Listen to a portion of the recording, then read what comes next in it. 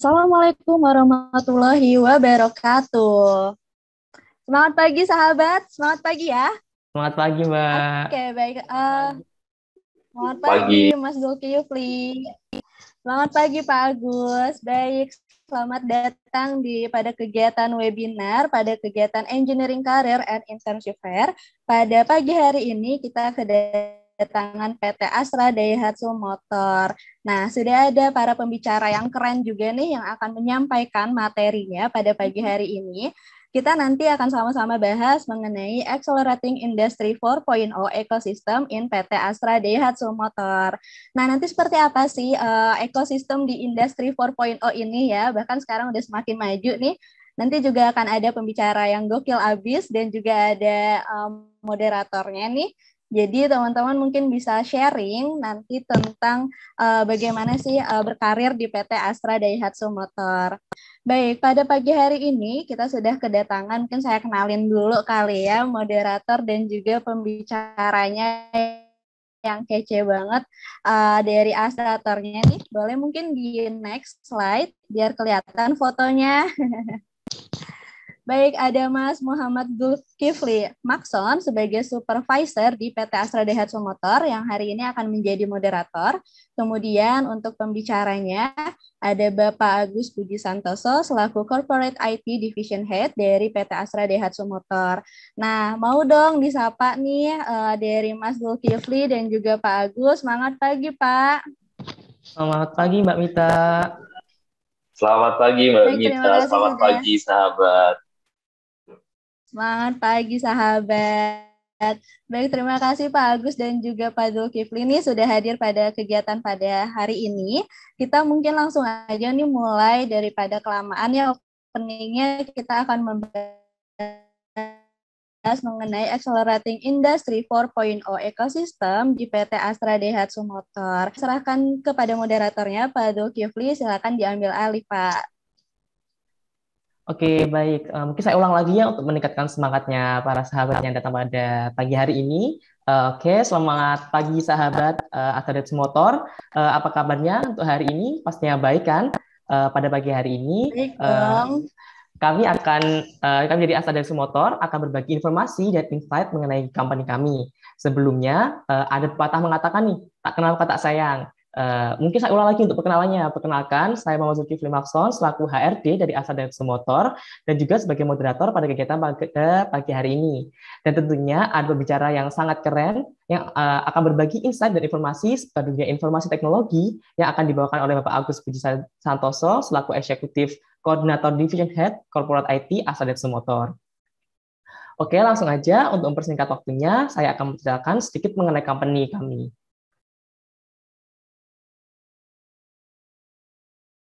Oke, Astra Daihatsu Motor established pada tahun 1978 dengan jumlah manpower pada Agustus 2022 sebanyak 13.171 karyawan atau manpower dengan tagline Daihatsu Sahabatku.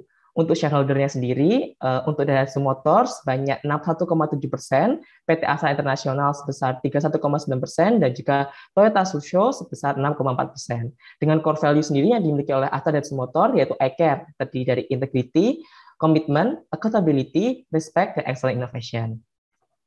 Lalu bisnis yang di Astra itu apa sih? Astra Daihatsu Motor adalah agen tunggal Daihatsu di Indonesia dan produsen komponen kendaraan Daihatsu dan Toyota dan berbisnis terkait lainnya. Lalu ADM sendiri memiliki visi yaitu perusahaan global terbaik yang membuat hidup orang lebih baik melalui mobilitas dan konektivitas. Dengan misinya memprioritaskan kebahagiaan, keamanan, dan kualitas orang melalui budaya yang kuat. Dan juga menginspirasi orang untuk meningkatkan kehidupan mereka dan melampaui batas mereka.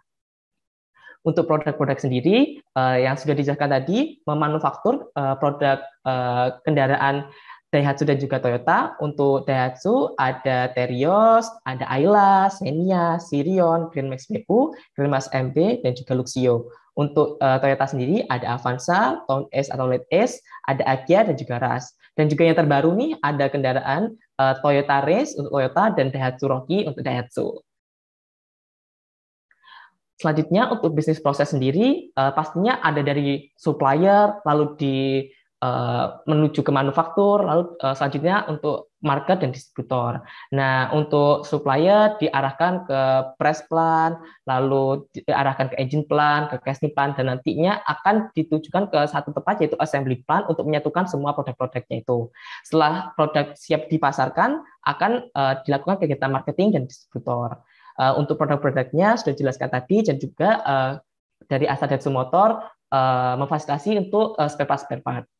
Selanjutnya, untuk networknya sendiri, terdapat 237 sales showroom untuk Astra sebesar 113, dan dealernya ada 109, lalu after sales workshopnya ada 183, dan juga part channelnya ada 3.178. Dengan export map, 75 countries di seluruh dunia dengan 5 model dan 162 varian.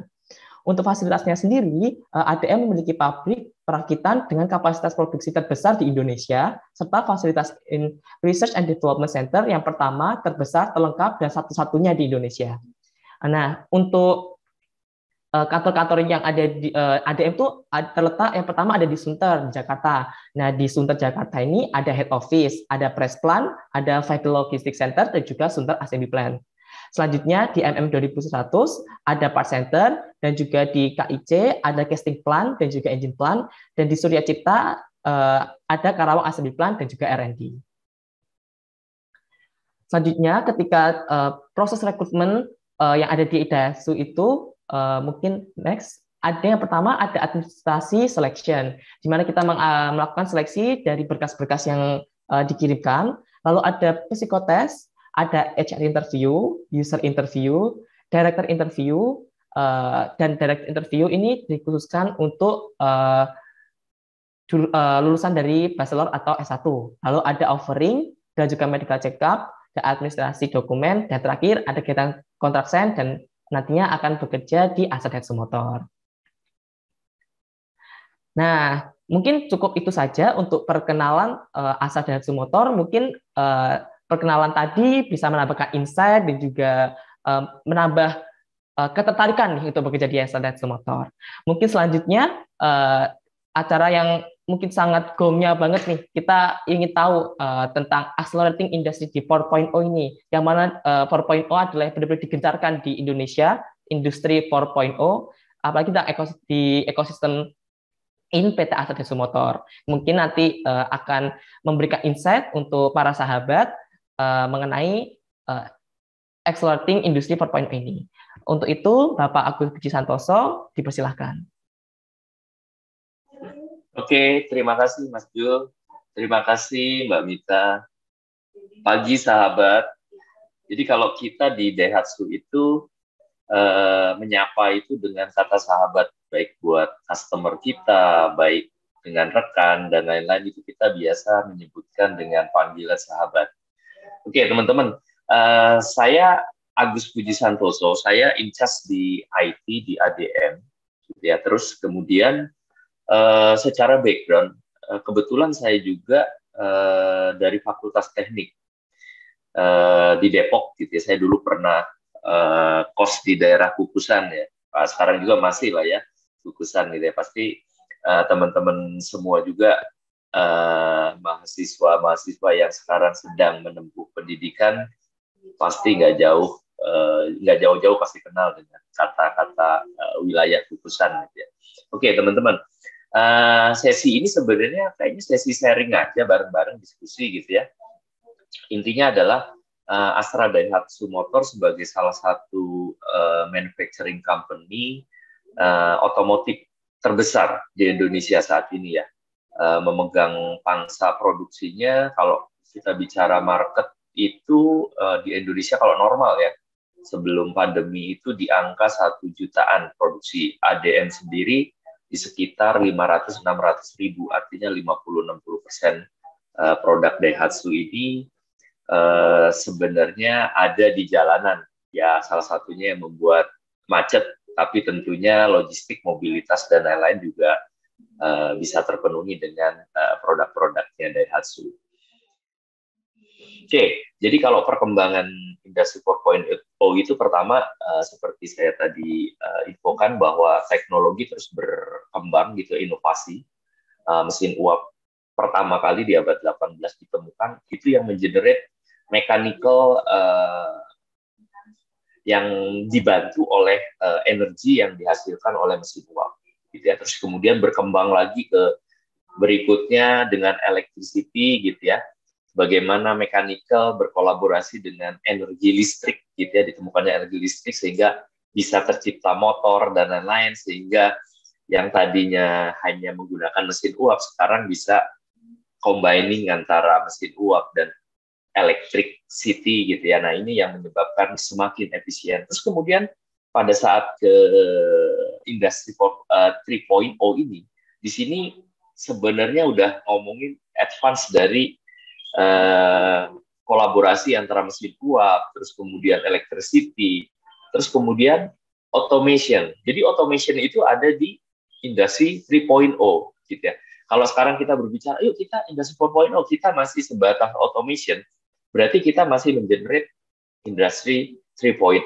Nah, apa bedanya dengan industri 4.0? Nah, sekarang itu industri 4.0. Nanti lanjutnya pasti akan 5.0. Bagaimana di 5.0 human behavior akan masuk ke dalam manufacturing ecosystem. Nah, industri 4.0 sendiri sebenarnya lebih ke smart automation. Bagaimana smart automation itu sih? Apa bedanya dengan automation yang sebelumnya? Nah, smart automation ini akan lebih mengintegrasikan resource-resource yang ada di dalam rantai manufacturers, gitu ya. Nah, kalau sudah mulai dari planning, eksekusi, evaluasi, dan lain-lain udah terintegrasi dan bisa dilakukan intelligent decision dengan menggunakan sistem, nah ini sudah mulai masuk ke ranah situ, gitu ya.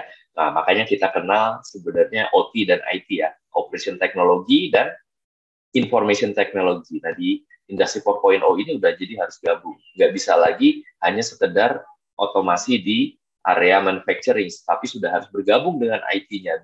Di mana IT ini sendiri akan mengenerate resource-resource yang mungkin tidak ada di dalam internal manufacturing line, tapi akan mensupport ke manufacturing line. Boleh lanjut? Nah, ini berbicara ekosistem yang nantinya ke depannya akan seperti apa sih? Nah, ini sebenarnya sudah masuk nanti ke industri 5.0 yang ini, gitu ya. Karena di sini udah gabungin antara kemampuan IoT, big data, AI, robot, dan lain-lain, gitu ya, dengan human behavior, gitu ya. Bagaimana itu semua untuk sebenarnya untuk kesejahteraan manusia. Ya, teman-teman tahu lah ya, kalau dulu kenapa sih ada teknik, fakultas teknik? Salah satunya adalah memberikan sesuatu yang bisa memudahkan atau memberikan value kepada kita sebagai umat manusia, gitu ya, dengan teknologi, dengan ilmu, dan lain-lain. Oke, terus kemudian Acceleration of Industry 4.0 di PT Astra Daihatsu Motor. Bagaimana mengakselerasi? Karena nggak bisa kalau nggak diakselerasi. Pertumbuhan market, teknologi, dan lain-lain itu berkembangnya cepat sekali. Nah, bagaimana kita bisa mengikuti bahkan lebih cepat dari perkembangan? Karena the leaders will be on market and process, gitu. Jadi ini yang kita lagi coba terus berjalan dan kita lakukan. Boleh lanjut? Nah, kita pasti ngelihat market perkembangan ekonomi dunia maupun Indonesia. Karena Indonesia bukan negara yang berdiri sendiri. Dan ingat, kita pun produk dari Astra Daihatsu Motor tidak hanya diproduksi untuk brand Daihatsu saja, gitu ya, tetapi juga untuk brand yang lain, dan juga kita memasarkan nggak cuma di Indonesia saja, tapi keluar juga. Di sekitar 15-25% market kita itu ada di ekspor, gitu ya. Nah, kalau lihat seperti ini menunjukkan bahwa bagaimana level yang atas ya, Manufacturing Purchasing Managers Index di setiap negara. Indonesia ini ada di level apa? Ternyata masih di level bawah ya. Jadi masih terus harus diaccelerate. Tetapi pertumbuhan ekonomi kita terus bertumbuh, gitu ya. Unfortunately, kejadian COVID kemarin selama 2 tahun, gitu ya, membuat terkoreksi kondisi ekonomi dan pertumbuhan ekonomi. Terus kemudian di bawah itu adalah resiko-resiko terhadap kondisi pandemi, kondisi market dunia. Terus sebelah kanan bagaimana behavior customer berubah dan lain-lain. Ini kita lihat semua, ini tantangan kita. Jadi economic perspektif kita perhatikan juga, gitu ya. Lanjut, Pak. Nah, terus kemudian kalau kita lihat ini adalah di otomotif di sebelah kiri, gitu ya, sampai dengan 2020, gitu ya. Toyota masih memegang market share sekitar 30 something lah ya, biasanya bergerak antara 30-35. Daihatsu itu di 19 sampai 20, gitu ya.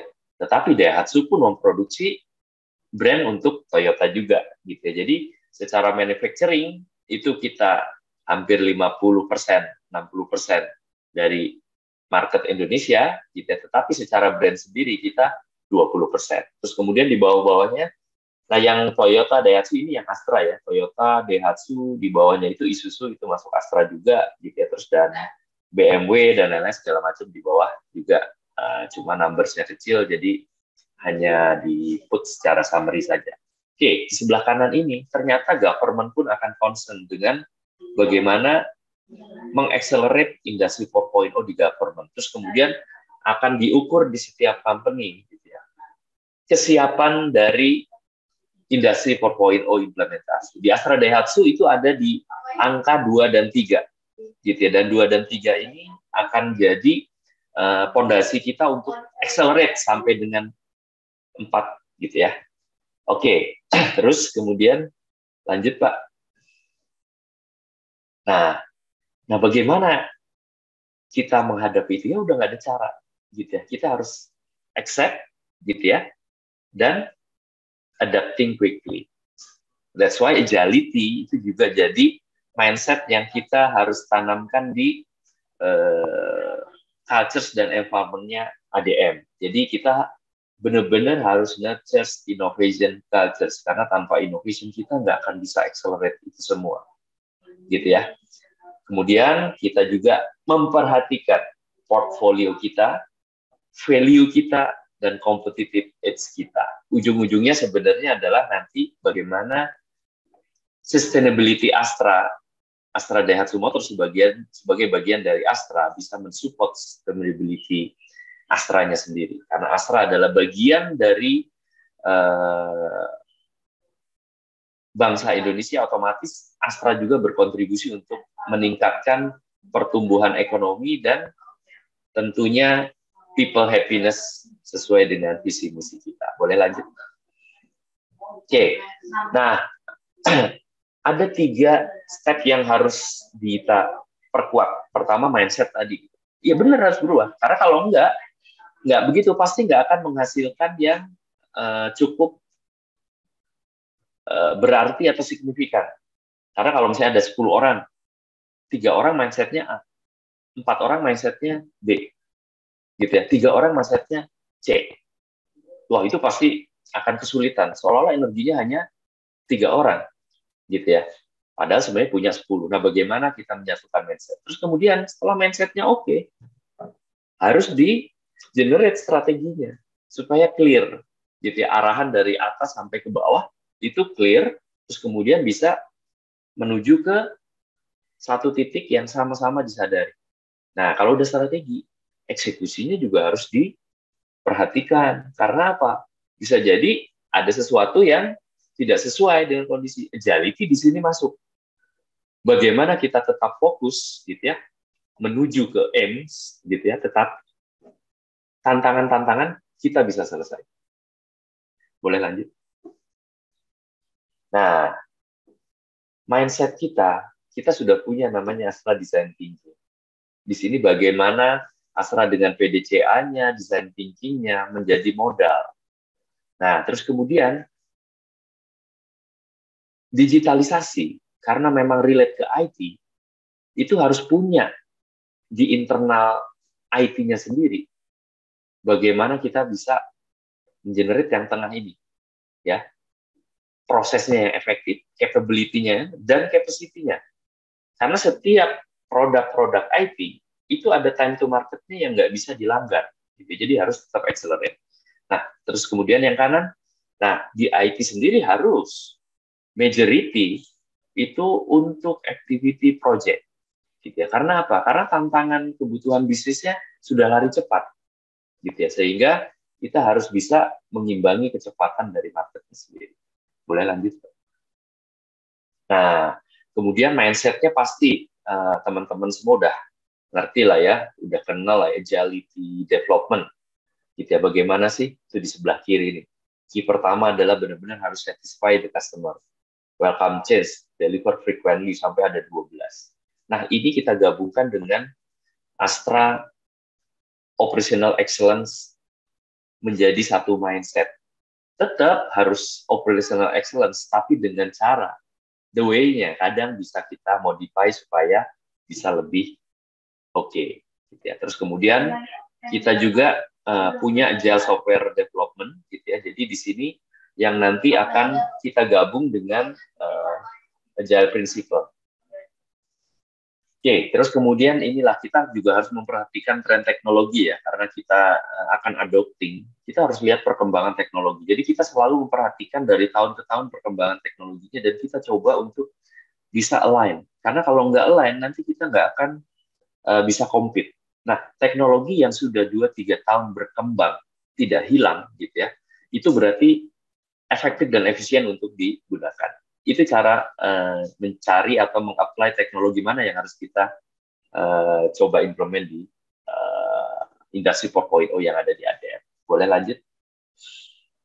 Nah, ini sedikit tentang roadmap kita, gitu ya. Dari 2018 ya, 2018 kita mulai dengan stated condition di ADM, terus kemudian kita lakukan standarisasi architecture, kita buat digitalization roadmap yang nomor 5, terus kemudian kita initiate highlight piloting project untuk digitalisasi, terus kemudian kita implementasi yang lain, expand, dan di 2022 ini kita sudah hampir 70% kita coba digitalize di area-area yang ada di manufacturing kita.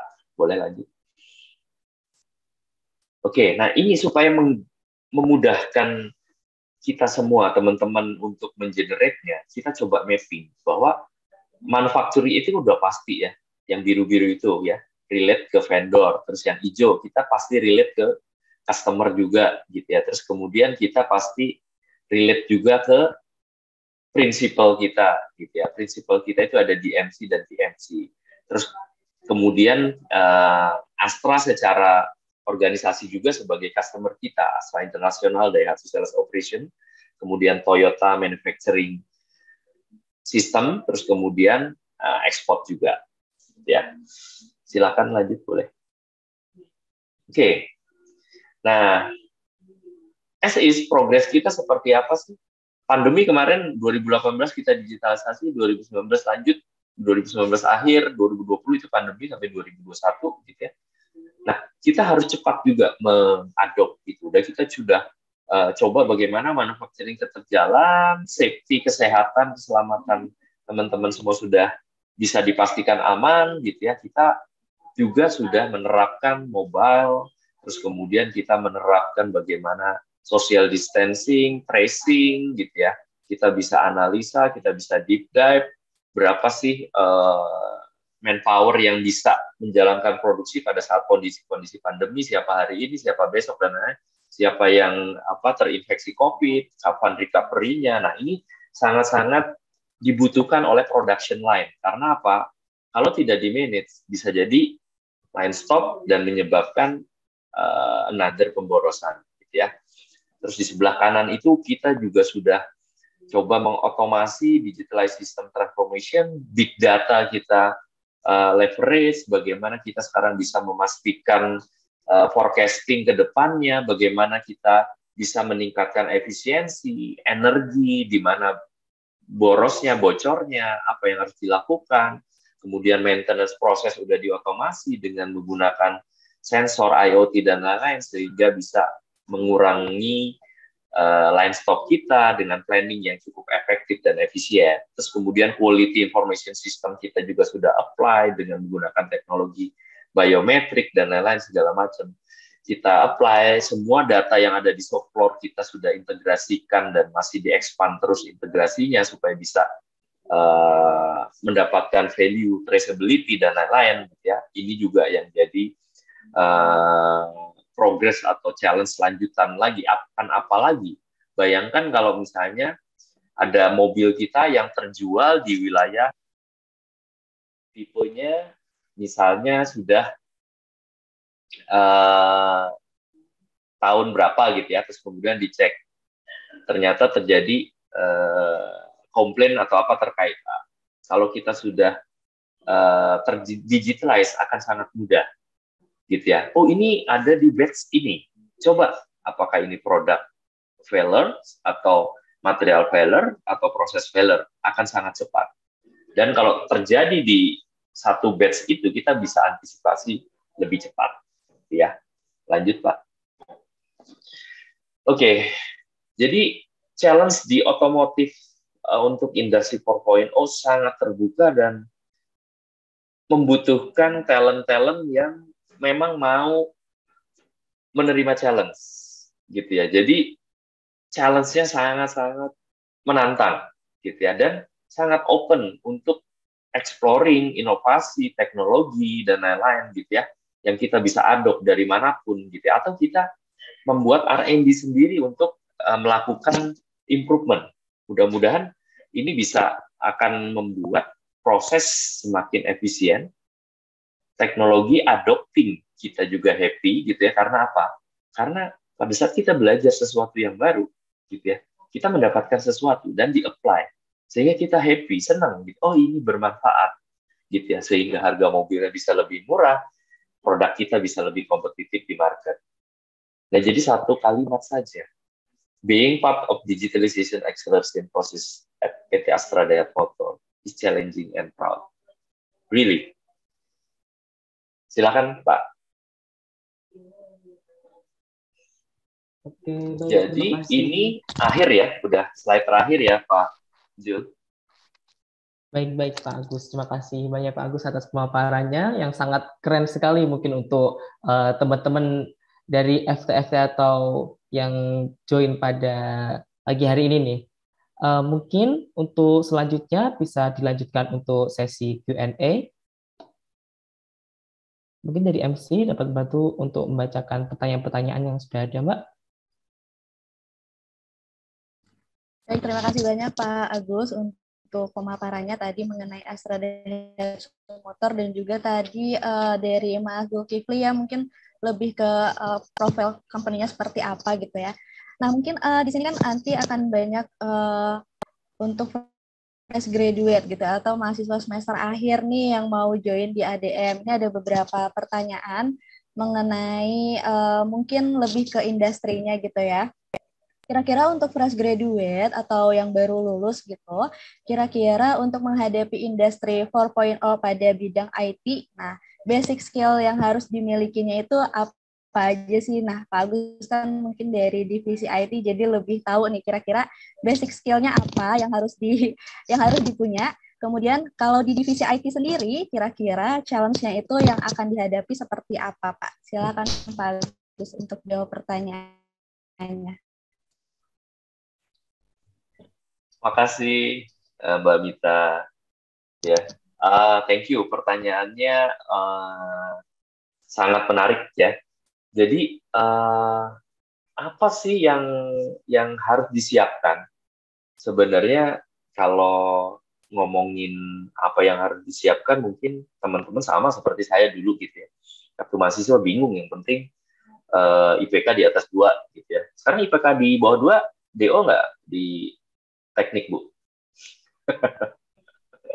Gitu ya. Nah, kayaknya kalau IPK, gitu ya. IPK udah bagus-bagus deh. Oh, bagus-bagus sekarang ya. Gitu. Itu kan alasannya orang dulu ya. Kalau sekarang IPK-nya bagus-bagus karena dulu lebih susah katanya. Cuma kan nggak terima anak-anak sekarang gitu ya.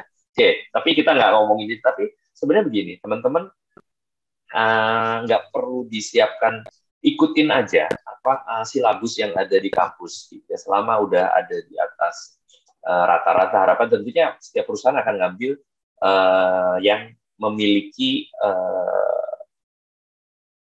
range yang lebih tinggi gitu ya untuk bisa bergabung. Karena nanti sebenarnya pada saat kita berbicara industri 4.0, yang pertama itu tadi basic, terutama yang di area IT related gitu ya. Tapi tidak melulu IT related, karena kita kalau di ADM itu ada namanya OT dan IT. OT itu adalah operation technology, IT itu adalah information technology. OT itu lebih ke contoh misalnya kalau dulu saya pernah dapat, saya nggak tahu di jurusan mesin itu ada praktikum namanya CNC ya.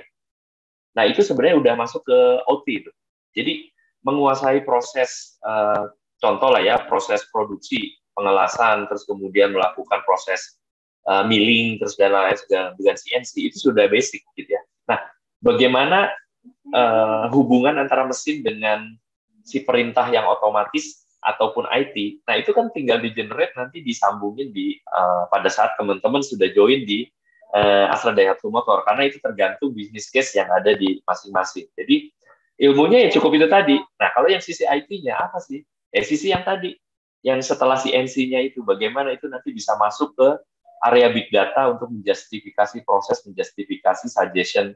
Apakah ini ternyata produknya sudah mulai ada gap sehingga perlu dilakukan maintenance, akan langsung otomatis nge-generate, memerintahkan melalui mobile device sehingga orang maintenance, ada ini, aset ini harus di-maintenance karena ini, nah dia akan langsung jalan segala macam. Nah, sisi IT-nya ya itu tadi, kemampuan database-nya, bagaimana mengorchestrate data, terus kemudian bagaimana mengenerate jadi action plan gitu ya, yang menghasilkan proses yang otomatis.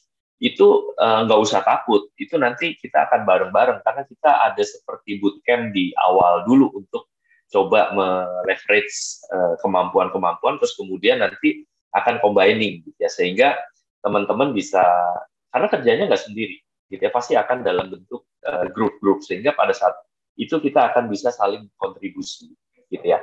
Jadi itu yang penting, mata kuliah yang relate ke teknik gitu ya, itu sudah di atas rata-rata, dan teman-teman coba jangan lupa ya, sambil lihat lingkungan luar, jangan di kampus mulu, tapi lingkungan luar, perkembangan apa sih? Oh ada programming Python nih, ada yang baru nih, terus kemudian ada PWA nih, gitu ya, terus kemudian ada teknologi ini nih, kayaknya ini ada chatbot nih, segala macam. Teman-teman gampang sekali gitu. Contoh sekarang kalau teman-teman lihat orang tua teman-teman atau siapapun juga order Gojek gitu ya, ini kok bisa sistemnya begini ya? Oh begini. Nah teman-teman sudah mulai mikirin, kira-kira ini buatnya gimana ya? Oh kayaknya begini. Nah hal-hal seperti itu yang teman-teman jangan menutup mata. Gitu. Oh ini bisa ini begini. Nah nanti pada saat join dengan ADM gitu ya, harapannya teman-teman bisa mindsetnya begini. Oh udah tinggal tweaking gitu ya, udah bareng-bareng, inovasi dibutuhkan, ini segala cari segala macam. Dan biasakan untuk coba mengeksplor dunia maya yang positif ya. Misalnya ada sesuatu, cari aja di googling. Oh ini, kayak gini. Kadang ada 10 literasi ya di situ. Tapi kalau udah sering, udah terbiasa, kalian udah langsung bisa cepet. Literasi mana yang benar. Jadi kalian nggak wasting time urutin ya. 1, 2, sampai 10. Gitu. Tapi, ini enggak, ini kayaknya enggak. Oh ini yang ke-9 nih. Udah jelas. Seperti teman-teman lah kalau mau mid-test atau ujian akhir, kalian kan nebak nih kira-kira soalnya apa nih, gitu ya. Oh kayak ini, gue belajar ini aja ada 10 bab yang dipelajari 2 tapi nilainya bisa A. Nah ini hebat kan, gitu ya.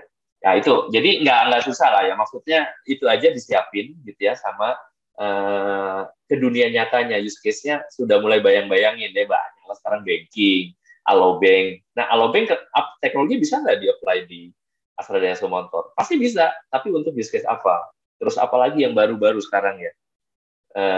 Banyak lah gitu ya. Jakarta Smart City gitu ya, bagaimana sih bisa nangkep ditilang dan lain segala macam. Why not? We have to apply in our company gitu ya. Nah kayak gitu-gitu yang disiapkan untuk openness terhadap itu. Jadi juga jangan terlalu kutu buku, baca saja gitu ya, tapi coba lihat perkembangan teknologi. Itu Bu Mita kalau dari saya.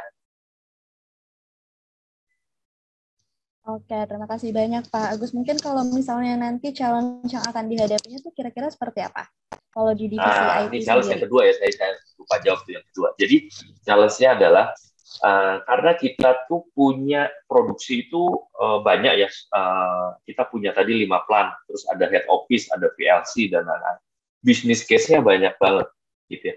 Nanti kita akan butuh banyak orang untuk di produk-produk. Gitu. Contoh misalnya nanti akan ada product maintenance. Jadi mulai dari proses sama tools-nya, gitu ya, itu bagaimana menciptakan supaya product maintenance itu bisa efektif.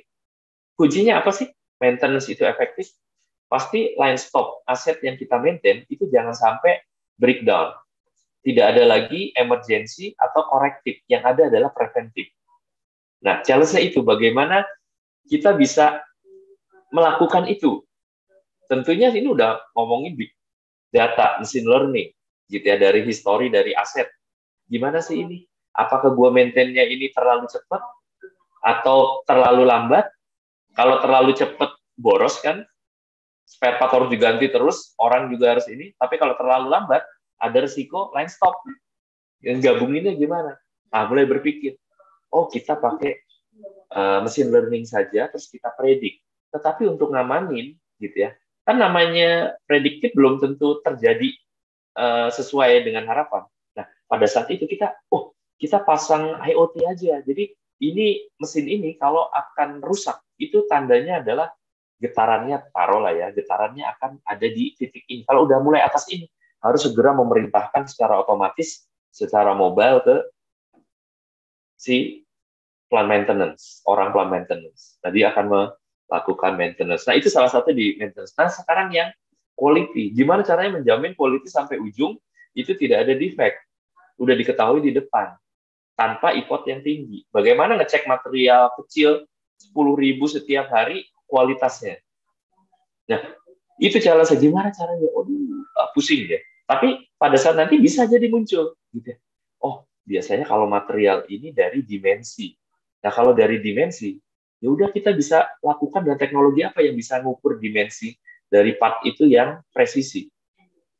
Kan kalau pakai orang, pakai jangka sorong kayak gitu kan nggak mungkin gitu ya. Jadi harus pakai teknologi gitu ya, mulai dari infrared, bagaimana teknologi apa yang lain-lainnya itu bisa di-apply di ADM. Jadi challenge-nya begitu banyak, itu baru 2. Belum lagi nanti di area human resource. Bagaimana karyawan ADM itu ada sekitar 12-13 ribu. Gitu ya. Bagaimana memasukkan karyawan dalam waktu 15 menit, 5.000 orang ke dalam SI plan. Nah, itu challenge tuh.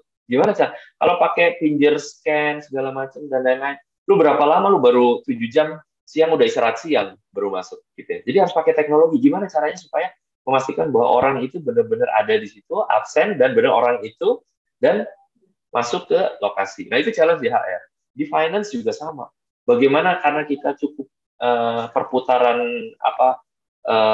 uangnya cukup tinggi di ADM gitu ya. Bagaimana kita bisa memastikan waktu kita punya rupiah, dolar dan lain-lain pada saat kita butuh harus bayar dolar, ini tidak lagi dolarnya pas lagi di angka tinggi. Nah, memprediksi itu semua. Itu yang di financial. Terus tadi yang di software mah banyak lah ya. Itu mulai dari otomasi proses welding gitu ya dan segala macam. Terus di area spare part, bagaimana kita gudang kita ciptakan efisien gitu ya. Belinya kapan, ditaruh di mana, dikeluarinnya kapan, ke siapa. Jangan ini yang paling banyak tapi ditaruhnya di belakang. Nggak efektif. Wow, ini banyak terjadi ini lah. Gimana supaya smart warehouse-nya jalan? Gimana supaya rack-nya itu secara otomatis bisa bergerak? Mana yang paling banyak keluar itu harus ada di posisi depan. Dan itu nyambung ke demand dari customer-nya seperti apa. Jangan kita nyiapin spare part ini, ternyata yang banyak dibutuhin ada spare part yang lain. Nah, ini challenge yang ada di kita. Tapi untuk menuju ke sana, ya nanti ada prosesnya, nggak usah khawatir. Karena kita ada tim, kita akan brainstorming, teman-teman yang senang berinovasi, pasti punya ruang banyak di sini, gitu ya. Teman-teman yang suka manajerial juga banyak, karena harus memanage itu semua, gitu ya, secara smooth. Itu Bu Mita dari saya. Terima kasih. Oke, terima kasih banyak Pak Agus untuk jawabannya. Jadi tadi ya kalau misalnya tantangannya justru banyak banget gitu ya, dari bahkan sampai kepala sampai kaki tuh kayaknya ada aja tantangan untuk divisi IT sendiri. Mungkin di pertanyaan selanjutnya nih lebih mengenai ke proses rekrutmen gitu ya. Kalau untuk proses rekrutmennya sendiri kira-kira memakan waktu berapa lama dari awal apply sampai dengan dipanggil atau mungkin sampai dengan tanda tangan kontrak gitu ya. Dan kalau misalnya nih udah daftar tapi nggak ada panggilan, apakah itu emang tandanya prosesnya diberhentikan gitu atau tidak lanjut ke tahap selanjutnya, atau kira-kira memang ada jangka waktu tertentu nih untuk proses rekrutmennya sendiri? Mungkin hal ini bisa dijawab oleh Pak Zulkifli ya Pak, silakan Pak. Oke, baik. Terima kasih Mbak Mita untuk pertanyaannya. Mungkin untuk pertanyaan-pertanyaan ini adalah pertanyaan yang krusial yang banyak ditunggu-tunggu sama job seekers ya Mbak. Kayak kapan nih kita dipanggil, kapan nih kita diinformasikan pengumuman pengumuman rekrutmennya itu. Nah, untuk bagaimana sih kita mau mendaftar dan lain-lain, banyak platform yang disediakan seperti Achieve ini yang mewadahi proses rekrutmennya. Nanti teman-teman bisa mendaftar, mungkin yang mau bertanya langsung bisa datang di tanggal 19 September sampai 21 September, yang mana ada offline booth-nya, atau yang mau datang di virtual booth-nya juga boleh, nanti bisa apply vakansi yang dibuka. Lalu untuk yang perlu dipastikan banget nih Mbak, ya pasti waktu mengisi form, mengisikan data diri, itu pasti sudah benar Mbak. Apalagi yang paling krusial adalah di email dan nomor HP. Nah, misalkan kita mereka input email sama nomor HP-nya salah, bagaimana kita mau menginformasikan ke mereka? Itu kan Mbaknya untuk gampangannya. Jadi dipastikan waktu menginput nama, CV, nomor HP, email itu adalah yang sudah benar-benar dan sudah nggak salah lah biar komunikasinya lebih mudah. Lalu selanjutnya mungkin untuk waktunya sendiri untuk ADM pasti di perusahaan-perusahaan lain juga pasti sudah ada standar untuk penerimaan atau proses rekrutmen sendiri. Nah untuk estimasinya itu di kisaran 2 bulan. Nah mungkin bisa ditunggu saja untuk dalam range waktu 2 bulan itu kapan akan dikirimkan email mengenai proses rekrutmennya. Seperti itu Mbak untuk proses rekrutmen di Asada Motor. Baik, terima kasih banyak Pak Zulkifli untuk penjelasannya. Nah, semoga bisa membantu juga nih untuk para sahabat yang mau apply gitu ya di ADM. Seperti itu tadi penjelasannya, ada 2 bulan untuk proses rekrutmennya. Jadi ditunggu dulu dan jangan sampai tadi data yang diberikan salah ya, karena nanti akan menyulitkan untuk proses rekrutmen selanjutnya. Baik, nah untuk para sahabat nih mungkin yang masih punya banyak pertanyaan mengenai Astra Daihatsu Motor, baik itu mengenai bidang industrinya atau mungkin rekrutmennya dan lain sebagainya, tenang aja. Karena nanti para sahabat juga bisa mengajukan pertanyaan di kolom Q&A di websitenya achieve.eng.ui.ac.id. Jadi pastikan juga para sahabat nanti login di websitenya Achieve dan nanti ada booth-nya Astra Daihatsu Motor dan di situ ada tombol untuk Q&A. Tenang aja di sini Mas Zulkifli dan juga Pak Agus juga siap standby ya kalau misalnya ada pertanyaan terkait mungkin IT gitu, nanti ada Pak Agus di sini yang akan jawab, atau mungkin pertanyaannya mengenai rekrutmen juga ada Mas Zulkifli yang akan bantu jawab, seperti itu ya. Baik, untuk selanjutnya terima kasih banyak kepada Mas Zulkifli dan juga Pak Agus untuk sesi sharingnya pada pagi hari ini. Saya cukupkan sampai di sini. Nanti kita akan lihat nih kira-kira dan semoga bisa masuk di salah satu divisinya Astra Daihatsu Motor. Terima kasih banyak juga untuk teman-teman yang udah standby pada pagi hari ini. Semoga sesi sharing pada hari ini juga bisa menambah wawasan untuk teman-teman nanti di ketika menjalani karir ke depannya. Terima kasih banyak. Saya Mita pamit undur diri. Mohon maaf bila ada kesalahan kata. Wassalamualaikum warahmatullahi wabarakatuh. Waalaikumsalam. Terima kasih. Terima kasih. Terima kasih. Teman-teman semua. Terima kasih. Dan Mas Zulkifli. Terima kasih.